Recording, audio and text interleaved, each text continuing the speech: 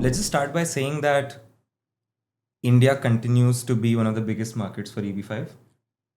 One of my favorite lines is the US continues to be a land of opportunities, and India continues to deliver and seek those opportunities as and when they come their way.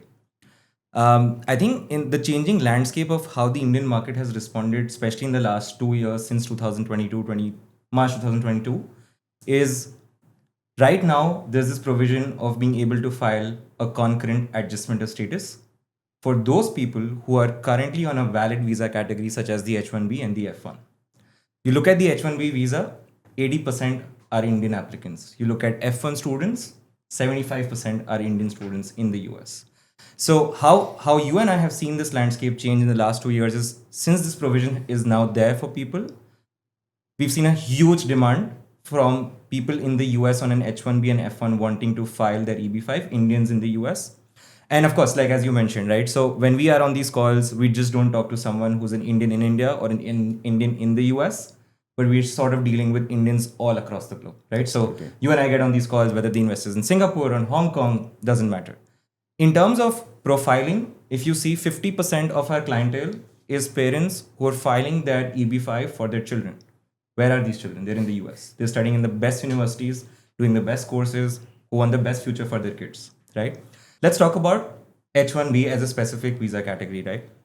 Now, we've seen a lot of layoffs that have happened in the US. A lot of companies have been laying off people left, right, and center. And these are the big companies like Microsoft, Google, Facebook, the biggest of the world that you can talk about. And that's precisely why an H-1B visa holder needs that security. And that is where EB-5 gives you that security, because you can't plan a future, you can't buy a house, you can't plan a living until unless you have a secure future in the US. So those are a few points from an Indian market standpoint. Just to summarize, you've got the LRS, you've got the FEMA laws, which are locally there. You've got huge layoffs in the form of H-1B, people who are on an H-1B in the US.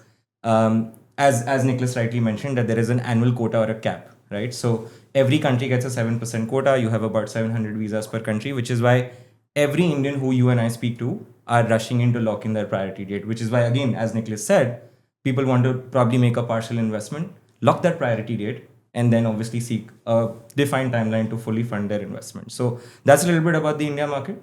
We'll talk about the staggered investment, obviously, in greater detail as we go forward. Absolutely.